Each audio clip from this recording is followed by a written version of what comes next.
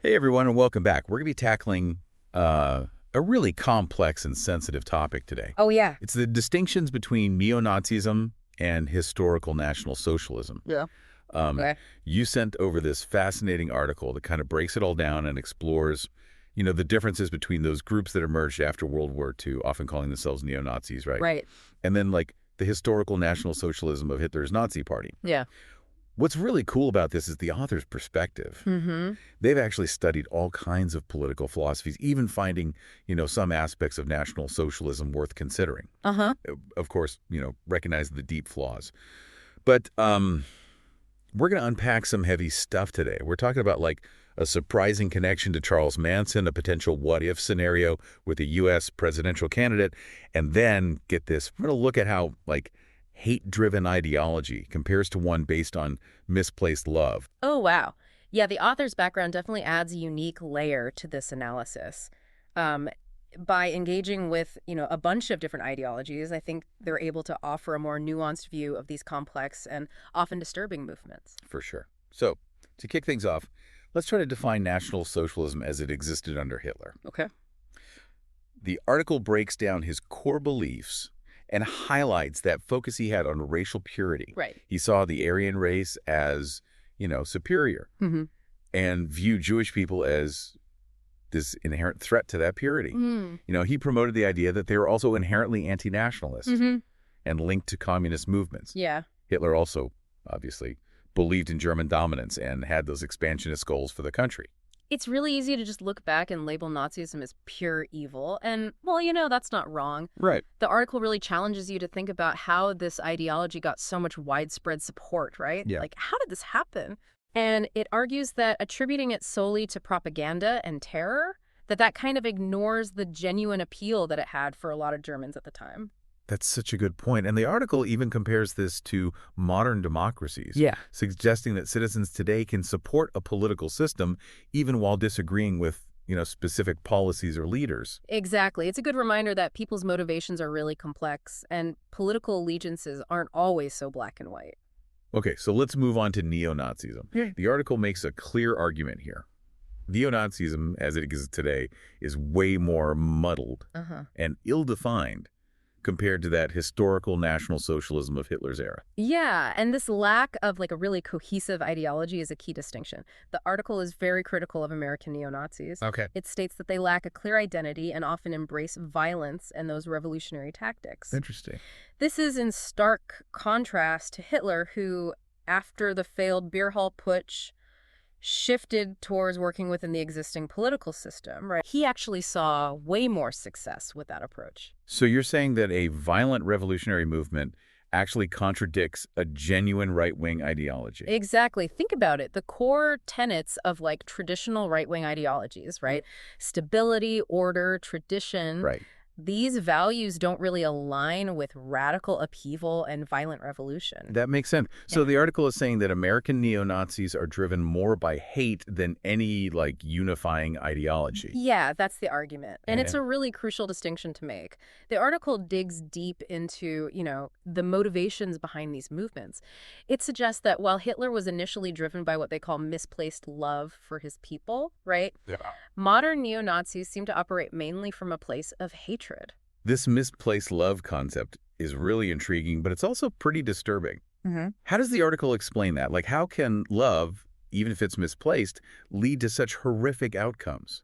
Well, the article suggests that Hitler's love for his people was, coupled with this deep fear, a fear of their decline, of racial impurity, of losing their place in the world. Wow. And this fear, when combined with his nationalistic fervor, it fueled his desire to purify Germany and establish his dominance no matter the cost. So this misplaced love was really a love, twisted by fear and a dangerous sense of nationalism. Right. It makes you wonder how many horrific acts throughout history have been justified using the word love. That's a profound question, and it's one that this article makes you really grapple with. Now, to illustrate this contrast between hate and misplaced love, the article brings up the case of James Mason and his book Siege. Okay. This is where things get really dark. Okay, so who is James Mason and what's the siege all about? James Mason is a particularly disturbing example of, the hate-driven side of neo-Nazism. Okay. He actually spent time in prison for a racially motivated assault Wow. and even had connections to Charles Manson. Oh, His wow. book, Siege, advocates for violence and terrorism as a means to achieve those neo-Nazi goals. Wow. It's a chilling example of how hatred can really fuel extreme action. Wow, that's heavy stuff. But the article also introduces us to a different figure in American Nazism, George Lincoln Rockwell, Yeah? who took a very different path. Yeah. What made Rockwell stand out? Well, Rockwell is fascinating, albeit complex, figure. Okay. He admired Hitler, Yeah. yet he also valued Christian tradition and American principles. Imagine that. Wow. Unlike a lot of modern neo-Nazis, he actually respected the U.S. Constitution and believed in working within the political system. Okay. He even had ambitions to run for president. Hold on. A Nazi running for president. What was his platform? How did he reconcile his admiration for Hitler with American values? That's where things get really interesting. Rockwell's proposed solution to, racial tensions involved either granting African Americans an autonomous territory within the U.S. Wow. or assisting their return to Africa. So he wanted to essentially separate the races, but through economic empowerment rather than, genocide. Exactly. He envisioned financial support and development aid, kind of like a Marshall Plan for Africa, to help them flourish. Wow. It highlights the complexity of Rockwell's ideology, right? Got it.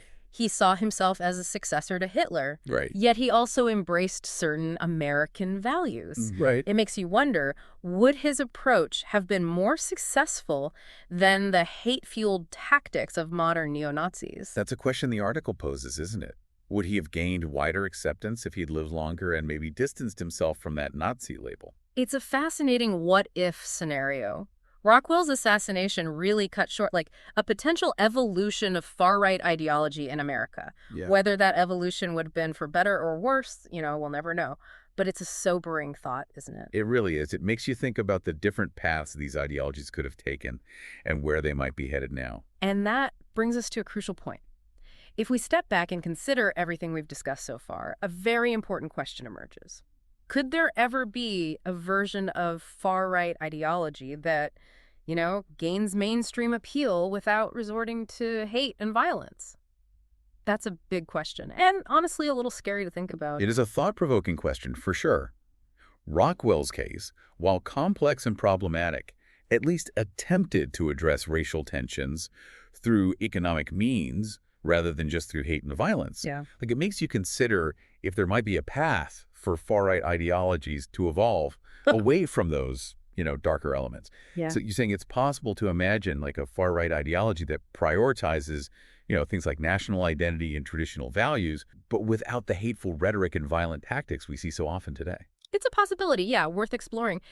Think about it. Many people feel a strong sense of national pride and Right. hold those traditional values dear. Right. Those feelings in and of themselves aren't inherently bad, right? The challenge, and this is what you have to think about, is how those feelings are channeled and expressed. Can they be separated from the racism, the xenophobia, and the violence that so often accompany these far-right movements? This deep dive is really making me think about the blurred lines between national pride, cultural identity, and, the potential for extremism. It's a slippery slope, isn't it? Absolutely. And it's a conversation we need to be having, especially in today's world where political polarization seems to be on the rise. If we can understand the nuances of these ideologies, we might be able to find ways to address the anxieties and grievances that fuel them, hopefully without resorting to, hatred and violence. One thing that really stood out to me in the article was this emphasis on personal responsibility. Uh-huh. Even when discussing, the failings of white Americans, the author pushes back against the idea of blaming other racial groups. Mm-hmm. They specifically state, and I'm quoting here, ultimately, you must take responsibility for your own actions, your successes, and your failings. That's a powerful message, and it feels especially relevant today. It's a message that often gets lost in these conversations about, race and identity. It's a good reminder that regardless of your background or your circumstances, you have a responsibility to own your choices and strive to be better. It also makes you consider how easy it is to fall into that trap of us versus them thinking, Right. whether it's based on race, religion, political affiliation, or even your favorite sports team. That kind of tribalism can be really dangerous. You're absolutely right. Tribalism so often leads to the dehumanization of anyone seen as other, which in turn makes it so much easier to justify prejudice and discrimination. Okay, so let's circle back to the core of our deep dive today. What are some of the key takeaways you think our listeners should be considering? The most important takeaway is that clear distinction, right, between historical National Socialism and this more fragmented landscape of neo-Nazism. Okay. Hitler's ideology, as monstrous as it was at least coherent Right. and driven by this very specific vision for Germany. Right. Neo-Nazism, on the other hand, often lacks that clear sense of purpose and direction, relying more on hatred and violence to further its aims. And that leads to the second major takeaway, right? This contrast between, you know, a hate-driven ideology and one based on what the article called misplaced love. Right. It's a chilling reminder that even seemingly positive motivations can be twisted into something dangerous and destructive. Precisely. And finally, consider the thought-provoking case of George Lincoln Rockwell. Yeah. He challenges those assumptions you might have about the far right, showing that there are, variations that exist within these ideologies. Some, of course, much more dangerous than others. Rockwell's story really highlights like the complexities and contradictions that can exist within these movements. It really makes you wonder, what if he had lived? Would his vision for America have gained any traction? Right. Would it have been a better or worse alternative to the hate-fueled neo-Nazism we see today? Those are questions we can't definitively answer. But they're definitely worth pondering. This whole deep dive has been a lot to process. It really has. So where do we go from here? What's the next step for our listeners who are grappling with all of this information? What should they do with these, new insights? The most important thing is to continue exploring Yeah. and engaging with these complex issues. Don't shy away from those difficult conversations. Challenge your own assumptions and biases. And don't just take our word for it. Go deeper. Explore the source material yourself. Right. Form your own opinions and keep those critical thinking skills sharp. I love that. Yeah. Challenge your assumptions because let's be honest, none of us have all the answers. Right. But by engaging in thoughtful dialogue and critically examining these ideologies, maybe, just maybe, we can start to bridge those divides that seem to be pulling us further and further apart. It can feel at times like our whole world is built on division and conflict. Yeah. But that doesn't have to be the case. Exactly. Knowledge is power. Yeah. But it's only truly powerful when you use it to understand, Right. to empathize, and to try and create a more just and equitable world. You can't solve a problem if you don't understand it. So true. And this deep dive has definitely given us, and hopefully you listening, a lot to think about. As we wrap up our exploration of neo-Nazism versus National Socialism, I want to leave you with this. What if we shifted our focus from hate to hope? Okay. What if we channeled that passion we have for our communities, for our cultures, and for our nations into something positive and constructive? Imagine what we could accomplish if we all chose to focus on our shared humanity instead of our differences. It's a powerful thought, isn't it? Yeah, Imagine a world where those differences are celebrated, right. where dialogue replaces division, and where we all work together to build a future that benefits all of humanity. Wow. It might seem like a distant dream, but it's a dream worth striving for. A dream that might even be attainable if we set our minds to it. Beautifully said. Yeah. And honestly, maybe that's the real takeaway from all of this. Yeah. Even when exploring the darkest corners of human ideology, you can still find those, glimmers of hope and inspiration. Yeah. It all starts with understanding, with compassion, and with a willingness to challenge the status quo. Right. If we approach these topics with an open mind and a willingness to learn, we might be surprised by the insights you gain. So keep those minds open, keep those conversations going, and never stop questioning the world around you.